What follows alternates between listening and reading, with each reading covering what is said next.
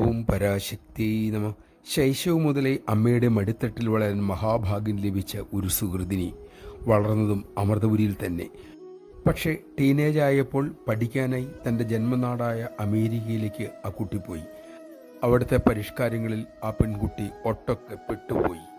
അമ്മയുടെ ഒരു അമേരിക്കൻ സന്ദർശന സമയം പെൺകുട്ടി അമ്മയെ കാണാനെത്തി. അമ്മ തന്നെ വളർത്തിയ രീതിയും ഇപ്പോൾ തൻ്റെ ജീവിതവും ഓർത്തപ്പോൾ ജാള്യം തോന്നി. മാത്രമല്ല അമ്മ തന്നെ ഓർത്ത് നിരാശപ്പെടുമെന്നും തോന്നി. പക്ഷേ അരികിലെത്തിയ തൻ്റെ പുത്രിയെ ആശ്ലേഷിച്ച് അമ്മ ചെവിയിൽ പറഞ്ഞു, എൻ്റെ ഓമനക്കുട്ടി, പൊന്നുമോളെ പൊന്നുമോളെ, അവസാനത്തെ മോളെ എന്നത് വളരെ നീണ്ട ഒരു വിളിയായിരുന്നു. അവരെ ഇറുകെ പുണർന്നു.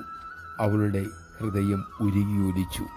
അവളുടെ മനസ്സ് മന്ത്രിച്ചു, നീ എന്തായാലും എങ്ങനെയായാലും അമ്മ നിന്നെ സ്നേഹിക്കുന്നു. അമ്മയെ മറക്കല്ലേ. നമഃശിവായ. അമ്മ നമ്മെ കൈവിടില്ല. നാം അമ്മയെ വിടരുത്.